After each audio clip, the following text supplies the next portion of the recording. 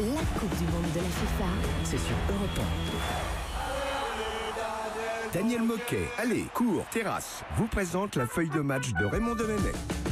Bonsoir Raymond Domenech. Bonsoir. Alors c'est jour de repos aujourd'hui et demain sur le mondial.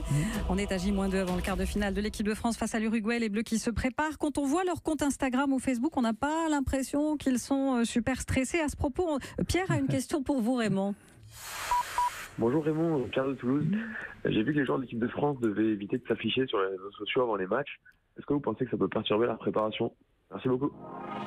Raymond, c'est important. L'image qu'on donne avant un match comme celui-là, il faut faire attention. Il faut faire attention parce que déjà le fait de dire que l'entraîneur ou le staff disent faites attention, ne perdez pas trop de temps sur les réseaux sociaux, c'est une perte d'énergie. Ça c'est déjà important, c'est une première contrainte. C'est comme avec les enfants. Si vous leur dites pas s'il faut qu'on interdit un petit peu de temps en temps ou qu'on leur demande de limiter, ils vont dépasser les bornes petit à petit et on sait jamais ce qui va sortir.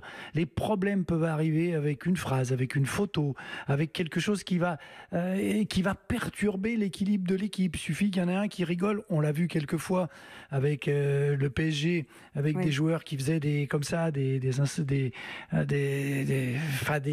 choses pas très correctes, on va dire. Voilà, faut rester. Et qui se trompaient de cible et qui croyaient rigoler et qui mettent le problème à toute une équipe et tout un groupe. Donc pour éviter ce genre de problème, c'est mieux qu'il y ait une limitation parce que déjà on les alerte. On leur dit attention, n'en faites pas trop, ça veut dire surtout ne faites pas de bêtises. S'il vous plaît, on est à 2 jours, tout va bien, ça se passe bien. Il n'y en ait pas un qui me sorte un truc contre l'entraîneur ou contre un joueur ou contre les dirigeants de la fédération pour qu'on reste en paix, tranquille, qu'on puisse travailler uniquement sur un seul truc, l'Uruguay et le quart de finale. Oui, ça me paraît important de le signaler.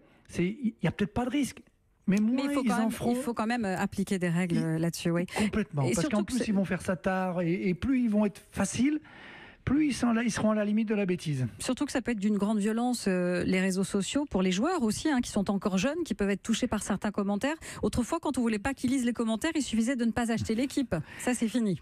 Quand on était en groupe, comme ça, quand on était en stage, on n'amenait pas les journaux, il n'y avait rien, les télés, on avait les chaînes étrangères, donc on risquait rien, il n'y avait pas de souci.